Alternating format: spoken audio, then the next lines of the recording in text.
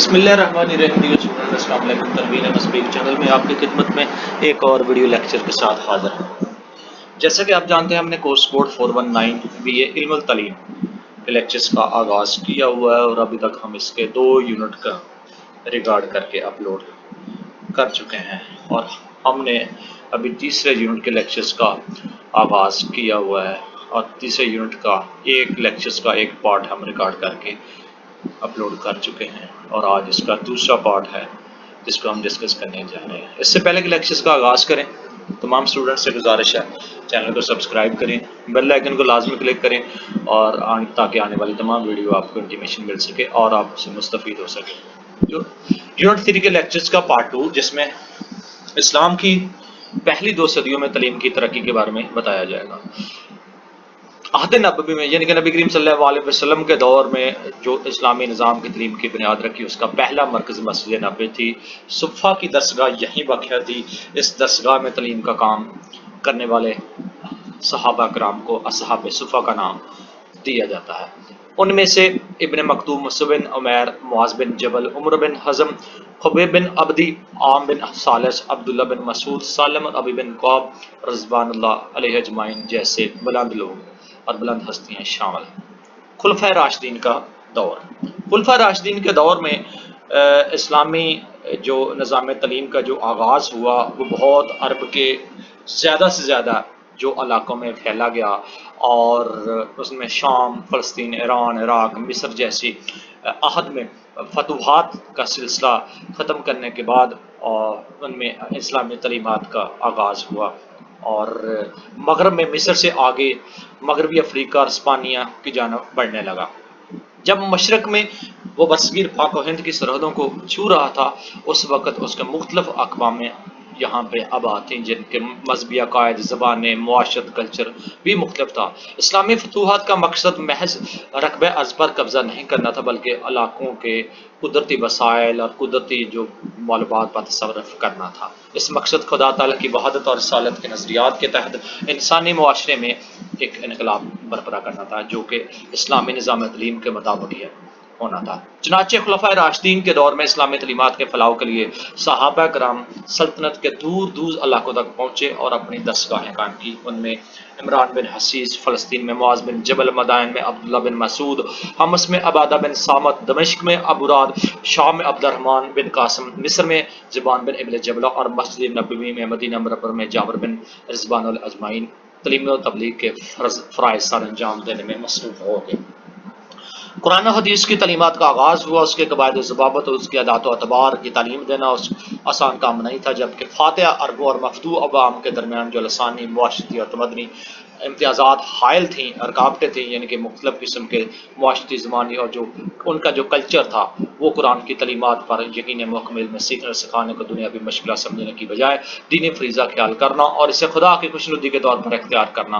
تھوڑی سی پرابلم ضرور آ رہی تھی، مسئلے مسائل ضرور آتے، بلکہ وہاں پہ اس کے مسجد میں موجود جو عبادت گاہیں تھے ان کو درسگاہیں قرار دیا گیا، ان کے لیے تعلیمات کا آغاز کیا گیا۔ خلافت رشدہ کے عہد میں نصاب تعلیم قرآن، حدیث اور فقہ پر مشتمل تھا، یعنی کہ جو نصاب تھا فقہ، حدیث اور قرآن پاک پر۔ ان کے علاوہ جسمانی ریاضتوں، عسکری فنون کی تعلیم بھی دی جاتی تھی۔ اس کے علاوہ نبی کریم صلی اللہ علیہ وسلم کے زمانے مبارک میں جو تقاضۂ وقت بھی تھا، اس دور میں ادب، لغت اور شعر و سخن کی تعلیم بھی دی جانے لگی تھی۔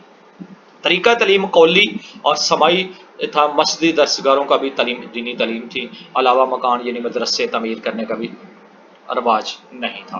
تعلیم دینے کے لیے کسی قسم کا کوئی معاوضہ نہیں لیا تھا، جبکہ یہ صرف اور صرف حضرت عمر فاروق کے دور میں جو استاذ کی تنخواہ 5 درہم مقرر کی تھی اور حضرت علی نے اپنے دور میں مختلف قسم کے وظائف طلباء کے لیے مقرر کر کے ان کو علم حدیث کی روشنی سے ہمکنار کروانے کا آغاز کیا۔ اس کے علاوہ سلطنت کے طول عرض میں وہ تمام جو حدیث کے علم رکھنے والے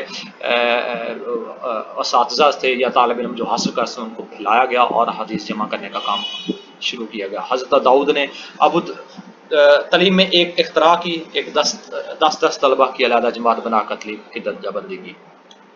خلفائے راشدین کے عہد میں عورتوں کی تعلیم کو نظر انداز نہیں کیا گیا۔ مدینہ منورہ میں حضرت عائشہ صدیقہ کا گھر اس کا مرکز تھا۔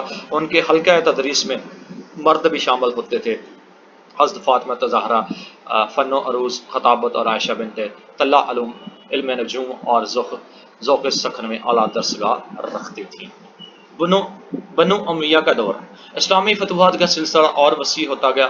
مغربی افریقہ، اندلس، سندھ اور وسط ایشیا کے علاقوں پر اسلامی پرچم لہرایا گیا۔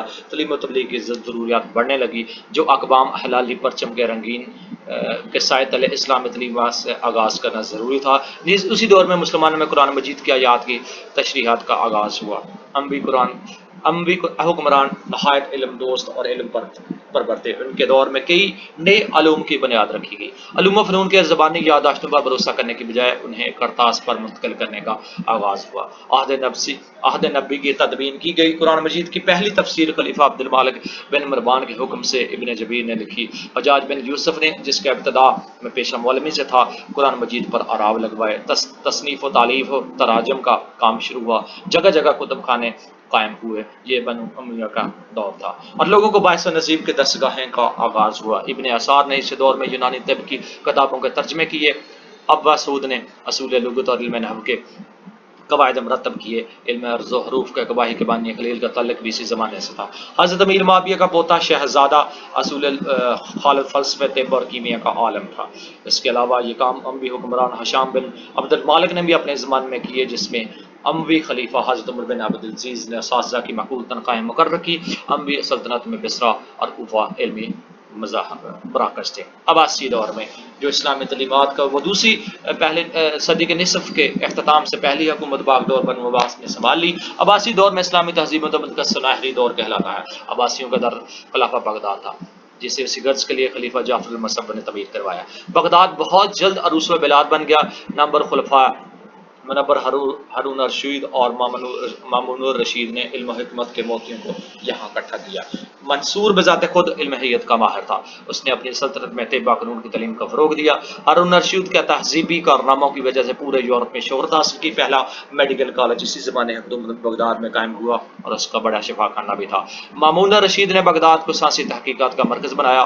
عظیم الشان کتب خانے کئی دربار میں علماء فضلاء کو جگہ دی اور زمانہ حال کے علماء کی نگاہ میں عباسیوں کا ناقابل فراموش علمی کارنامہ بغداد میں دارالحکمہ کا قیام تھا۔ اسلام کی پہلی 2 صدیوں میں جو تعلیم کی ترقی ہوئی، ان کا مختصر ذائقہ خلافت راشدہ بنو امیہ اور عباسی خلافت کے زوال سے پہلے ادوار پر محیط ہے۔ عباسی خلافت کا جو انحطاط ہے اگرچہ پہلے سے شروع ہو چکا تھا، لیکن 1258 میں منگولوں کے ہاتھوں بغداد کی تباہی عباسی خلافت کے تابوت میں آخری کیل ثابت ہوئی۔ اس کے زیر اثر تعلیم کی کہانی، عباسیوں کی خدمات کا مزید جائزہ اگلے جز میں پیش کیا جائے گا۔ ابتدائی تعلیم، مسلمانوں نے ابتدائی اور اعلیٰ تعلیم کے درمیان فرق ہمیشہ نمایاں رکھا۔ ابتدا میں مکتب اور مدرسہ کی کوئی علیحدہ عمارت نہ تھی۔ مسجد میں کثیر المقاصد ادارہ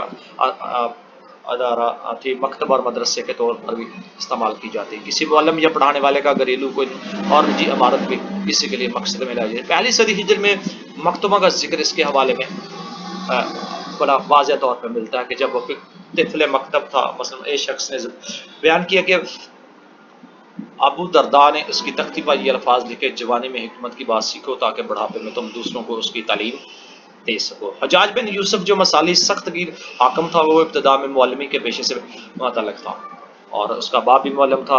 ہجری کے آخر میں ایک اسکول جس کا تذکرہ ملتا ہے جس میں 3000 بچے پڑھتے تھے۔ استاد گدھے پر سوار پر ان کے حلقوں کے گرد چکر لگاتا اور انہیں کنٹرول کرتا تھا۔ اسی دور میں حکمران اور عمرا اپنے بچوں کو الگ کسی اطلیق سے استاد سے پڑھواتے تھے۔ 2 صدی ہجری میں اس کے بعد اطلیق کا عہدہ عموماً مشہور و معروف علماء کو پیش کیا جاتا تھا۔ 2 صدی ہجری میں مکتب یا اسکول کی علیحدہ عمارت کے وجود اور اسکول کے اساتذہ کے موجودگی کا زیادہ تواتر کے ساتھ ملا۔ یحییٰ بن برقی نے یتیم بچوں کے لیے اسکول قائم کیے اور مشہور شاعر المتا کے کوفہ کے مراکز کے ساتھ ایک مکتب قائم کیا۔ ابتدائی تعلیم کا نصاب، جو شروع کی تعلیم تھی، قرآن حدیث کے ساتھ ساتھ بچوں کو پیراکی، سواری، تیر اندازی، دوڑ گواری، سواری کرنا سکھایا جاتا تھا۔ اس کے علاوہ مشہور ضرب الامثال عمدہ اشعار حفظ کرتے تھے۔ لڑکیوں کے لیے چرخہ کاتنا ایک عمدہ فن سمجھا جاتا تھا۔ قرآن کریم کی سورت نور کو خاص طور پر بچیوں کے لیے علیحدہ تعلیم دی جاتی تھی۔ لڑکوں کے باپ کو عموماً مشورہ دیا جاتا، اس کا پہلا فرض انہیں لکھنا، حساب اور پیراکی سکھانا ہے۔ میرے بیٹے کو اور حساب لکھنے پر مقدم کیا جا۔ مشہور مصنف جہاز ایک خلیفہ کے حوالے سے لکھتے ہیں کہ میرے بیٹے کو لکھنا سکھانے سے پہلے قراءتی سکھائی جائے، کیونکہ ضرورت پڑنے پر وہ کسی اور سے لکھوا سکتا ہے لیکن کوئی دوسرا اس کے لیے دینے والا نہیں ہوگا۔ گرامر کے متعلق یہ مشورہ دیا جاتا ہے کہ بچوں کو اتنی گرامر پڑھاؤ کہ وہ فحش غلطیوں سے بچیں، کیونکہ گرامر اس سے زیادہ توجہ نہیں، زیادہ علم سے ہٹا دی جائے گی۔ حجاج بن یوسف کو اپنے بیٹوں کے لیے معلم کی ضرورت پیش آئی اور اس کے سامنے دو آدمیوں کی سفارش کی گئی، جو عیسائی زیادہ قابل تھا، دوسرا مسلم جو اتنا قابل نہیں تھا۔ حجاج نے مسلم کے اوپر بلوایا اور کہا میرے پاس ایک عیسائی کی سفارش کی گئی جو تم سے زیادہ قابل ہے، لیکن میں اپنے بیٹے کو اس کے حوالے نہیں کرنا چاہتا جو اسے اسلام کے اصول و قواعد کی تعلیم نہ دے۔ اگر میں تمہیں اتنی ذہانت ہے تو تم ایک دن میں سیکھ سکتے ہو، میرے لگتے جگر کو ایک ہفتے میں پڑھا دو، میں تمہیں امانت سونپتا ہوں۔ ایک اور مصنف نے لکھا ہے کہ بچوں کے لیے مکتب اور معلم بھی مقرر نہیں تھے، بچوں کو تعلیم دینا والدین کا فرض تھا۔ اس کے علاوہ بچوں کے متعلق ایک اور مصنف کے بارے میں مختلف رائے پیش کرتا ہے کہ بچے دل کا ثمر ہے اور بڑھاپے میں سہارا، اس کے لیے ہم نشین اور سایہ کرنے والا آسمان کی بنیاد ہے اگر وہ مانگے، یعنی کہ بچے ابھی آپ وہ سیکھیں گے، بڑے ہو کے آپ کے لیے ایک سایہ دار درخت کا کام کریں گے۔ لڑکیوں کی تعلیم پر اسلامی تعلیم کے ساتھ ساتھ زمانے کے ساتھ ساتھ خاص توجہ دے گی اور مختلف قسم کے واقعات وہاں پہ ملتے ہیں۔ اسکولوں کی تفصیلات دستیاب نہیں ہیں۔ اموی خلیفہ ولید اول نے ایک لڑکی کی قرآن کو پڑھاتے ہوئے دیکھ کر کہا لڑکی کے استاد کو اس سے کم ہونا چاہیے۔ دوسری صدی ہجری کا ایک واقعہ کہ ایک آدمی نے کسی لڑکی کے اسکول میں یا اسکول آتے جاتے دیکھا اور وہ اس کی محبت میں گرفتار ہو گیا۔ جہاں سنا ایک کنیز کا ذکر کیا ہے جو عقیدت کی تعلیم میں ایک آدمی کی ہم سبق تھی۔ لڑکی نے اپنی ذہانت کی وجہ سے جب عقیدت کی پوری کتاب ختم کر لی تو اس کا ہم سبق بھی کتاب کا پہلا جزء ہی ختم کر دیا گیا۔ ثانوی اور اعلیٰ تعلیم۔ پہلی دو صدی ہجری میں تعلیم کا انتظام ابتدائی تعلیم تک محدود نہیں بلکہ شائقین علم اور اہل ذوق کے لیے تعلیم جاری رکھنے کے واقع میت ہے۔ اسلامی دور میں مدارس کا قیام عام طور سے نظامیہ بغدادیہ 1067 عیسوی کی تاسیس اور اس کے قریبی عہدے سے متعلق سمجھا جاتا ہے، اور یہیں سے اصل تعلیمات کا اور شائقین علم کتب کا اور فارغوں کا جو اسلام کے دروس سے شامل ہوتے تھے، خاص علم و فن میں شہرت رکھتے، اس سے اقتباس سے علم حاصل کرتے تھے، اعلیٰ تعلیم کے ضمن میں ان کو رائج کرنا اس میں ثانوی اور اعلیٰ تعلیم کا شامل تھا۔ ہر شہر کی چھوٹی بڑی مسجد قائم تھی اس اوائل میں۔ جب کوئی عالم کسی شہر پہ نجی طور پر ہوتا تو لوگ مسجد میں اس سے سوال جواب کے لیے جمع ہوتے تھے۔ ایک دفعہ واسط کے وار قاضی نے ایک ایسی محفل میں بصرہ کے قاضی سے 70 سوال دریافت کیے، چونکہ سوال جواب میں بحث و مباحثہ کے ذریعہ تجزیہ و تشریح کا موقع ملتا، اس لیے موضوع کی وضاحت میں منطقی استدلال، قیاس، لغت، گرامر اور دیگر علم فنون سے مدد لینا ضروری ہوتا تھا۔ اس بنا پر دروس و مجالس اور حلقوں کی تدریس کو ثانوی بلکہ اعلیٰ تعلیم کی شکل سمجھنے جاؤ گے، یعنی کہ جو دروس مجالس اور حلقوں کی تدریس میں جو بحث مباحثہ کرتے تھے اس کو اعلیٰ تعلیم کا درجہ دیا گیا، جو اس زمانے میں رائج تھی۔ ان مباحث میں تفسیر، حدیث، فقہ، سرب و نحو، سیرت، لغت، عربیت اور ادبیات کے ماہرین طالب علم کو مطمئن کر سکتے تھے، چنانچہ یہ مضامین ثانوی اور اعلیٰ تعلیم کے طلباء کی توجہ کا مرکز بنے اور اس کو اعلیٰ تعلیم کا درجہ دیا گیا۔ درسی کتابیں اور طریقہ تدریس۔ جب ابتدا میں کتابیں کم تھی، اکثر تعلیم زبانی دی جاتی تھی اور اساتذہ کی ضرورت و اہمیت پر اضافہ ہو چکا تھا۔ یہ ایک ضرب المثل تھی، استاد سے غلط چیز سیکھ لینا اپنے طور پر صحیح چیز سیکھنے سے بہتر تھا۔ دوسری صدی ہجری کے آخر تک یہ تعلیمی نظام مستحکم ہو گیا، اساتذہ کی شہرت بڑھ گئی۔ حدیث کے استاد کے متعلق یہ دیکھا جاتا تھا کہ اس نے خود کس پایا کے عالم سے کس طرح کی علم حدیث سیکھی ہے، اور محدثین زبانی محدثین حدیثیں جو بیان کرتے تھے، موازنہ اور تقابل کے لیے حدیث کی مستند کتاب یا مجموعہ کی موجودگی ضروری خیال جانے لگی، اور سلطنت کے اہم مراکز صوبوں میں بھی یہی طریقہ تدریس تھا۔ علامہ سیوطی کے مطابق عربی اساتذہ نے بھی شروع میں یہی طریقہ تدریس اختیار کیا، وہ لیکچر کے نوٹس لکھواتے اور مستعمی لیکچر کا عنوان، خاص موضوع، لیکچر کا نام، تاریخ اور مقام لکھ کر دیتے تھے۔ اساتذہ کی علمی قابلیت۔ اس دور کے اساتذہ اپنے وسعت علم کے لیے مشہور تھے، وہ عموماً قرآن اور سنت، احادیث، عروض، حساب، تقسیم ترکہ، قانونی دستاویزات، دیگر امور میں ماہر تھے۔ ایک علم کے متعلق لکھا جاتا ہے کہ وہ ان علوم کے علاوہ ایام رجال یعنی کہ تاریخ اور ادبیات، حدیث کے سواحیات میں بھی مہارت رکھتے تھے۔ عربی زبان پر عبور اور اس کے استعمال میں مہارت نما ان کی ایک علیحدہ خوبی کا باعث ہے۔ درس و تدریس میں ایک مشہور اساتذہ کی شاگردی وہ کر کے ایک اپنے علیحدہ مقام پر پہنچے ہوتے۔ ایک شخص نے امام مالک سے رحمۃ اللہ کی 20 سال تک شاگردگی، مشہور عالم سالم نے اپنے استاد سے 10 سال تک پڑھا اور ان کے ایک شاگرد نے ان سے 40 سال تک اکتساب العلم کیا۔ سالب کی وفات کے بعد وہ ان کا جانشین بنا۔ نائب معلم۔ زبانی تدریس میں جب طلبہ کا مجمع یعنی کہ لوگ بڑھتے چلے گئے، لیکچروں کا آغاز ہوتا گیا، لیکچروں کے ذریعے اساتذہ کی آواز حاضرین تک پہنچانا ایک بہت مشکل ہو جاتا تھا، اور وہ اس وقت کے اساتذہ کو اس قدر مہارت اور مطلب فن آف ٹیچنگ کے اس قدر ایکسپرٹیز حاصل تھی کہ وہ سب کچھ سن کے حاضرین کے سامعین کی تعداد کو اپنی طرف مول لیتے تھے، ان کو قائل کر لیتے تھے، اور اس کے ساتھ ساتھ وہاں پہ ان کو نائب معلم مقرر کرنے لگا، اور جو ایک مشکل کام تھا حاضرین تک علم پہنچانا، ان کے ذریعے ان کی تعداد اس سے بڑھتی بھی چلے گی، اور وہ ان کو قائل کرنے میں اپنا ایک مامور ہوتے گئے اس کے ساتھ ساتھ۔ تو ایک سے زائد مستعملی اس خدمت پر مامور کر دیے گئے، یعنی کہ بہت سے نائب معلم اس میں کر دیے گئے۔ ایک محدث کے متعلق لکھا کہ ان کے درس حدیث میں 30,000 کا مجمع ہوتا تھا، اور 316 مستعملی ان کے الفاظ دوران پر مامور تھے، یعنی کہ نائب معلم۔ 5ویں صدی ہجری تک مستعملی تعلیم میں ایک مسلم عہدہ بن چکا تھا، جسے نائب معلم بھی کہا جاتا تھا۔ تو اس طرح اس دور میں اپنی اسلامی تعلیمات کا آغاز کیا، اور کس طرح انہوں نے اس کو اعلیٰ تعلیم کا آغاز کیا۔ بنیادی مراکز مسجدیں تھیں، مدرسے درسگاہیں تھیں، اور ارد گرد کے جو ماحول تھے، ان کو جو پڑھے لکھے تھے، جو ایکسپرٹ تھے احادیث میں، محدث میں، علم و فنون میں، اور مختلف قسم کے گھوڑ سواری اور تیراکی بیراکی ہر چیز کے یہ ابتدائی تعلیم میں شامل تھی، اور اس طرح وہاں پہ ابتدائی دور میں یہ ان کی تعلیمات کا آغاز کیا۔ تو ڈیئر اسٹوڈنٹ، یونٹ 3 کے لیکچر کا پارٹ 2 یہاں پہ سماپت ہوتا ہے، ختم ہوتا ہے۔ خود ازمائی کے کچھ نمبر ہے، وہ خود اس کو پڑھیں اور اس کو اپنے ایجوکیشن کے ساتھ ریلیٹ کر کے اس میں نالج میں انہینس کیجئے۔